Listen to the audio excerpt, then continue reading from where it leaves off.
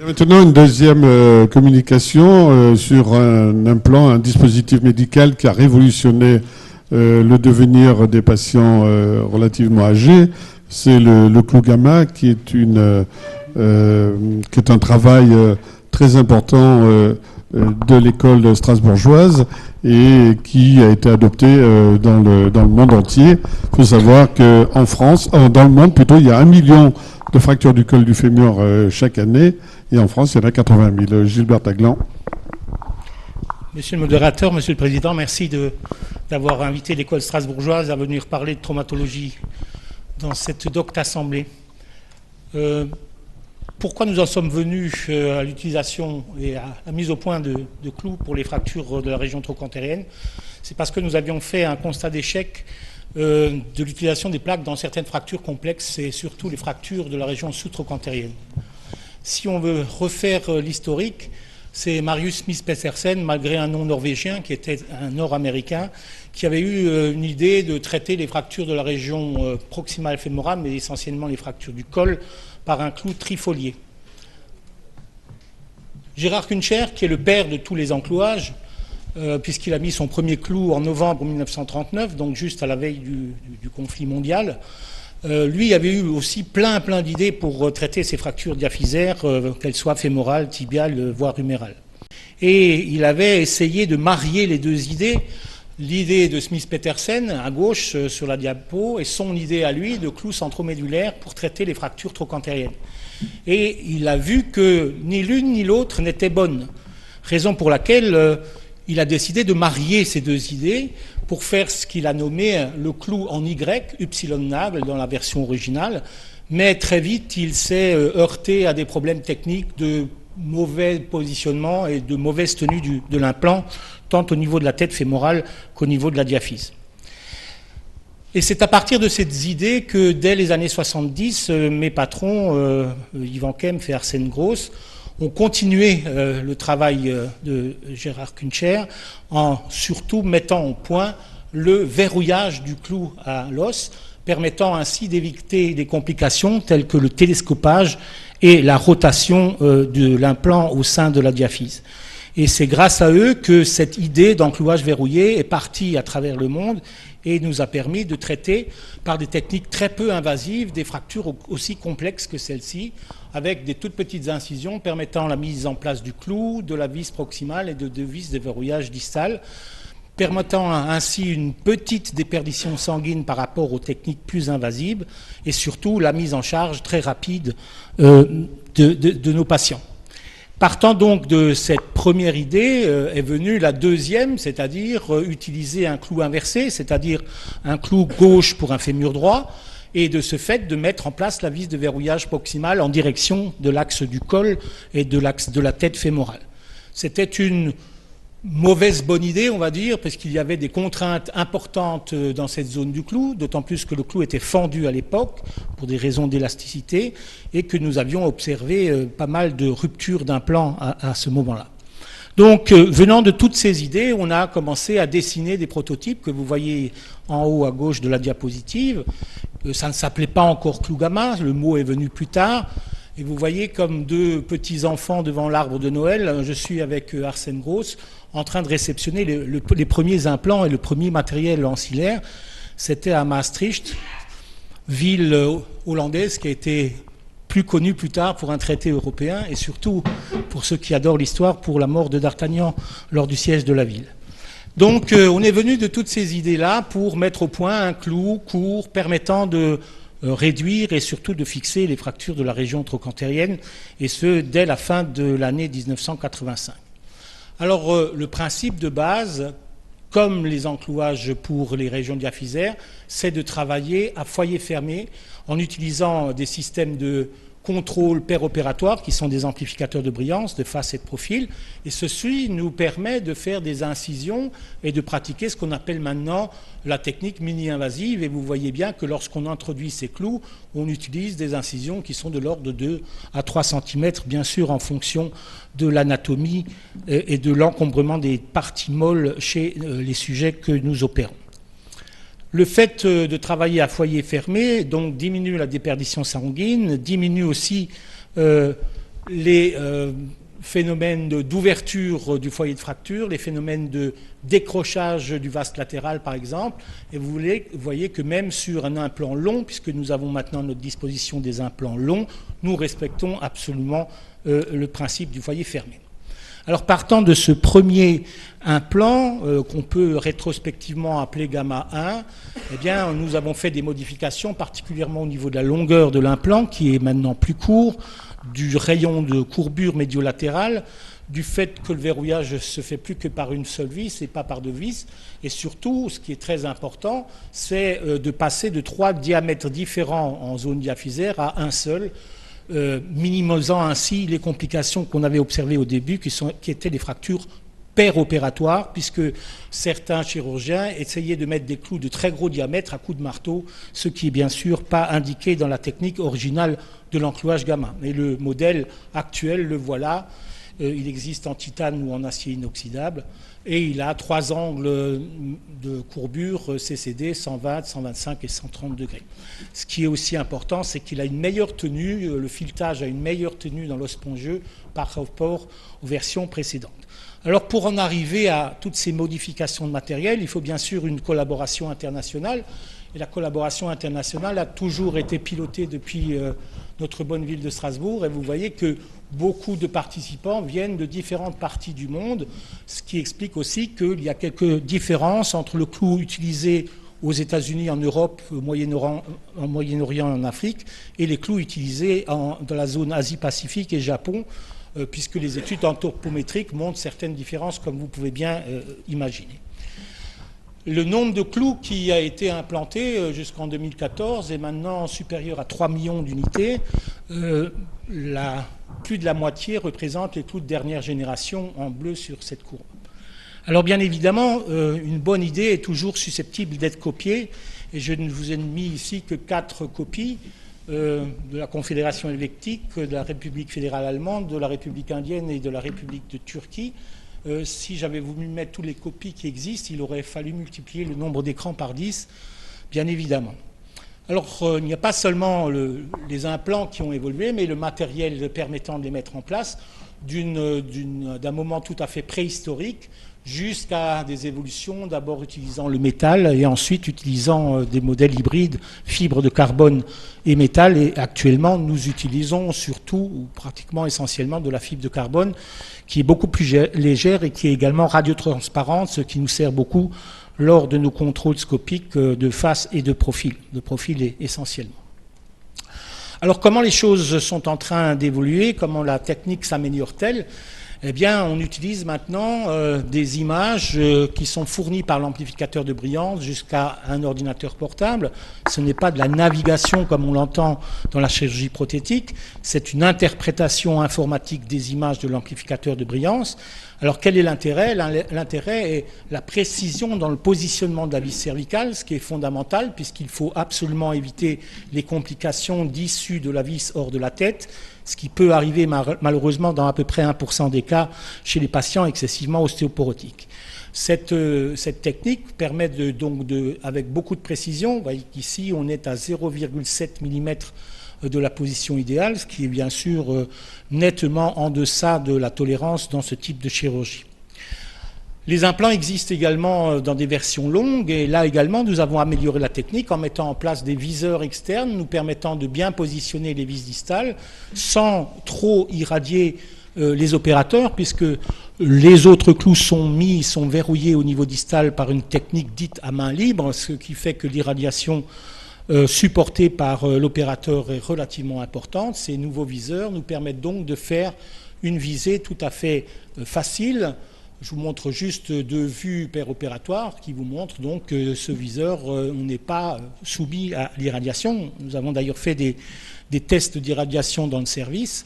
Les capteurs mis en place à différents endroits du corps du chirurgien qui vous montrent que l'irradiation au niveau des dos de la main sont de l'ordre de 4 microsieverts, ce qui correspond exactement à l'irradiation dans une zone témoin, c'est-à-dire en dehors de la salle d'opération elle-même.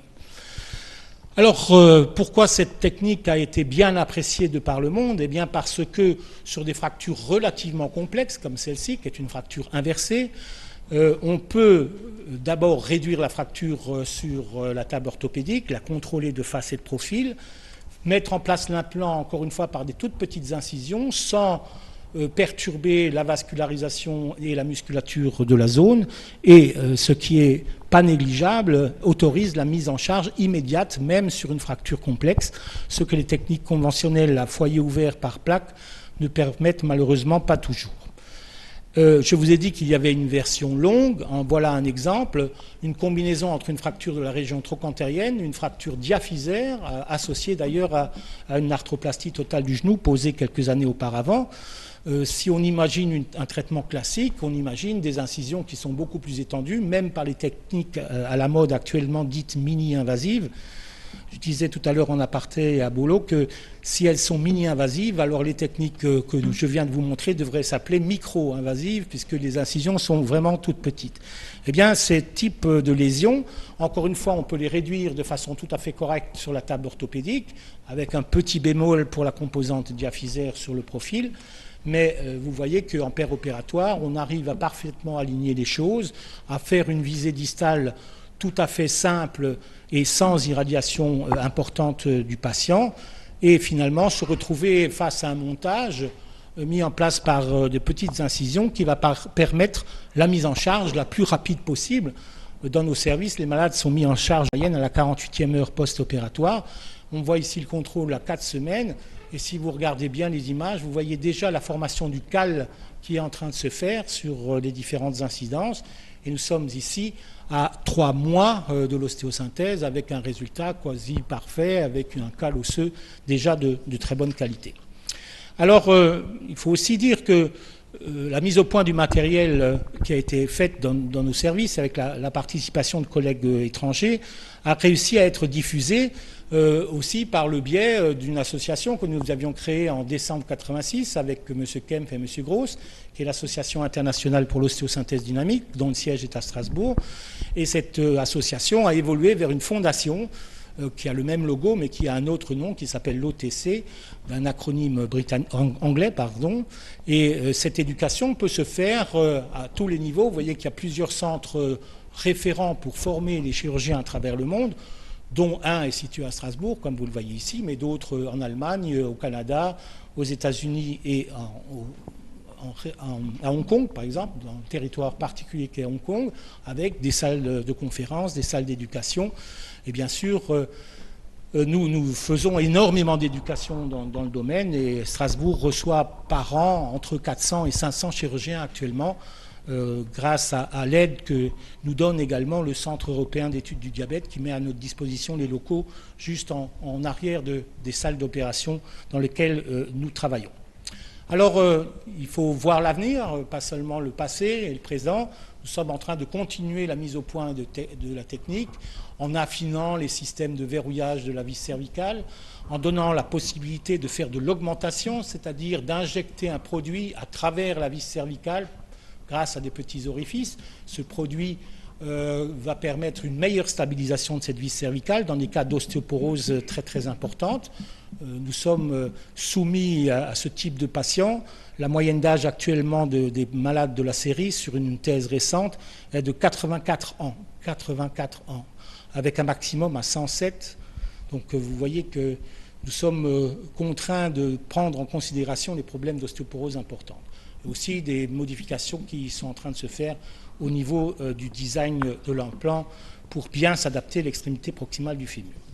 Alors, en route vers la nouvelle génération, en route aussi vers l'apport de nouvelles technologies, et par le biais du laboratoire ICUBE, nous collaborons, nous avons la chance de pouvoir participer et être aidés par l'Institut hospitalier universitaire de Strasbourg, dont le sous-titre est Imagerie et nouvelles technologies hybrides.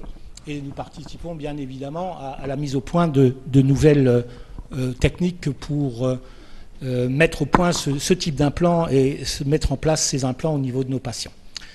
Voilà ce que je voulais vous dire. Je pense que je suis resté dans les temps pour, encore une fois, vous remercier de m'avoir accueilli au nom de mes anciens maîtres. Merci beaucoup.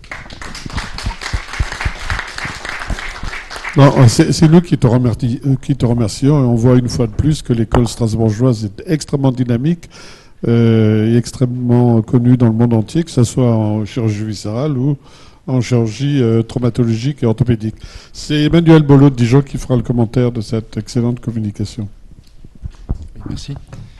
Donc, Monsieur le Président, Monsieur le Modérateur, Messieurs les membres de l'Académie, je vous remercie également à mon tour vivement pour votre aimable invitation aujourd'hui dans ces lieux. Alors, Gilbert, ton exposé était tellement complet et précis que finalement tu me coupes un petit peu l'herbe sous le pied. Bon, simplement, je voulais rappeler l'optimisation permanente depuis le début de la mise au point de ce système d'ostéosynthèse original endomédulaire qui permet de traiter à foyer fermé la plupart des fractures, j'allais dire, de la moitié supérieure du fémur et non pas seulement les fractures du massif trochantérien, ce qui était l'objectif au départ. Et tout ça, c'est le mérite de votre équipe, tout d'abord strasbourgeoise, et puis ensuite équipe que vous avez su faire grandir en intégrant de nombreux chirurgiens étrangers, ce qui contribue, et c'est le sujet du jour, au rayonnement de l'orthopédie française sur le versant traumatologique. C'est effectivement extrêmement important lorsque l'on voit les courbes d'augmentation de fractures du massif trochantérien dans notre population dont l'espérance de vie augmente régulièrement. Alors donc simplement rappeler l'optimisation, c'est du foyer fermé, on laisse en place l'hématome avec les précurseurs de la consolidation pour la bonne réaction inflammatoire indispensable initialement à la consolidation d'une fracture. Il y a peu de traumatisme des parties molles et peu de saignement. Et puis un des facteurs importants est la dynamisation possible et la remise en charge précoce donc, de ces patients pour éviter toutes les complications de décubitus qui sont communes à l'alitement, quelle que soit la cause de cet alitement. Alors moi j'aurais peut-être une question mécanique, comme tout orthopédiste, puis parce que je suis un petit peu quand même, pas un béotien, mais éloigné de la pratique traumatologique courante, de combien est-ce que vous diminuez le moment de flexion varisant avec le système endomédulaire par rapport à la plaque externe? Alors c'est bien sûr dépendant du bras de levier, du théorème des moments d'une force. Donc le moment d'une force, c'est dépendant bien sûr de la distance par rapport au point d'application de la force. On avait appris ça lorsqu'on était jeune bachelier. Alors tout dépend donc de cette distance et c'est de l'ordre de 25 à 30%. Alors c'est bien sûr beaucoup plus important, plus la distance est importante. Chez des patients qui sont énormes, le moment varisant devient très important, donc il faut faire attention à ça. Donc c'est de l'ordre de 25 à 30%. Merci. Et puis donc, pour terminer, bon, j'ai un petit commentaire qui est un commentaire qu'aurait pu te faire Paul Gramont, mon maître, que tu as bien connu, et qui nous disait, finalement, quand on est copie, il ne faut pas être inquiet, parce qu'en général, l'homme étant ce qu'il est, ne copie pas des bêtises, et c'est plutôt bon signe d'être copié, ça veut dire qu'on est dans la vérité. Merci beaucoup. Y a-t-il des questions dans la salle? Oui. Je pense que je vous remercie beaucoup pour cette présentation et pour avoir démontré à l'Académie que ce mode d'ostéosynthèse est quand même quelque chose de tout à fait remarquable, à la fois sur le plan biomécanique et sur le plan biologique. J'ai eu l'occasion d'avoir à réopérer et j'ai vu surtout une expertise un certain nombre de malrotations. Est-ce que vous pouvez nous parler de ce problème-là dans cette ostéosynthèse? Plus d'ailleurs dans des fractures traitées par ce moyen-là pour des fractures hautes du fémur plutôt que de vraies pertes trochantériennes. Oui, vous parlez des fractures diaphysaires hautes plutôt. Oui. Alors c'est un piège que j'essaye d'enseigner depuis très longtemps puisque la partie proximale du fémur a tendance à partir en rotation externe et que nos internes ont tendance à vouloir réduire ces fractures en portant le membre inférieur, donc le reste du fémur, en forte rotation interne. Ce qui est bien sûr tout à fait faux. Il faut relativement laisser de la rotation externe dans la partie distale du fémur. C'est-à-dire pas forcément mettre la patella horizontale sur la table orthopédique, mais un peu la laisser en rotation externe. Alors ça, c'est une façon de faire.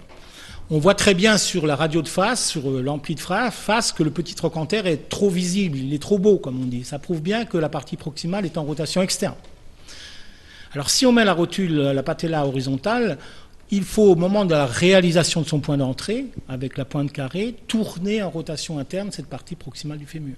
Alléser en rotation interne. Maintenir à la main, 2 doigts suffisent pour maintenir le fémur en rotation interne dans sa partie proximale. Ou alors, si ça devient trop difficile, carrément mettre une broche dans la partie proximale fémorale. Cette broche va servir de rotateur de la partie proximale et ensuite alléser, enclouer et verrouiller de cette façon-là. Mes collègues japonais font souvent ça, mais il faut dire que les Japonais sont très friands de mettre excessivement de broches dans tous les sens.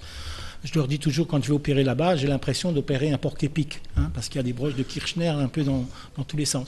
Mais c'est un fait que les gens ne font pas assez attention à ce type de problème. Et on en faisait... Dans notre école, on a toujours fait attention. Il y a une étude qui a été faite par un de nos radiologues, Jean-Claude Doche. Après l'ablation du matériel d'ostéosynthèse, il avait fait des scanners systématiques pour voir quels étaient les vis rotatoires. Et c'est vrai qu'ils étaient surtout rotatoires externes. C'est bien évident. Moi, j'aurais une question, s'il n'y a pas de questions tout de suite. Vous arrive-t-il de traiter de temps en temps des fractures extracapsulaires cervico-trochanteriennes, enfin qui relèvent d'une indication de clou gamma, par une prothèse totale et qu'en est-il du travail qu'a fait Bonnevial qui comparait clou gamma et prothèse de hanche dans des indications qui semblaient similaires en termes de mortalité à l'indépendance. Oui, alors c'est un peu une tendance, elle n'est pas seulement toulousaine, mais elle est aussi lilloise, de gens qui veulent mettre des prothèses totales d'emblée dans les fractures trochantériennes. Alors, il est vrai qu'on peut le faire et que nous le faisons parfois lorsqu'il y a une coxarthrose préexistante qui avait des signes d'expression clinique. Le coxarthrosite qui tombe et qui se fait une fracture trochantérienne sur sa coxarthrose. Alors là, bien évidemment, je trouve que c'est une indication. Mais le faire systématiquement une prothèse totale en disant que le retour à la vie normale est plus rapide, je ne suis pas d'accord, puisque dans nos services, la mise en charge se fait dans les 48 premières heures. Alors je sais bien qu'on dit qu'à Strasbourg, les malades sont durs, les chirurgiens sont durs, peut-être, mais je pense que le pourcentage de complications, lorsqu'on va regarder les complications graves, lorsqu'on met des arthroplastiques, qui ne sont pas forcément les plus faciles à faire, lorsqu'il y a une atteinte de la région trochantérienne, on va avoir des luxations, et s'il y a un problème qui est un problème infectieux, il devient dramatique. C'est pour ça que nous ne poussons pas dans cette direction-là. Y a-t-il d'autres questions de l'assistance concernant cette excellente communication? Oui, Laurent? Moi, je suis d'accord avec tout ce qui a été dit. Je vous félicite. C'est vrai que c'est quelque chose dans mon service en éducation plus gamma il y a bien longtemps d'ailleurs. Je pense qu'on les mettait pas mal et on ne mettait pas de prothèse de hanche sauf dans les indications que vous avez décrites. Donc moi-même, j'ai dû en poser quelques-uns. Ouais, donc je trouve que c'est vraiment une innovation majeure en orthopédie traumatologique qui change la vie des patients. Ouais. Moi, j'ai simplement une petite remarque sur le plan industriel à faire.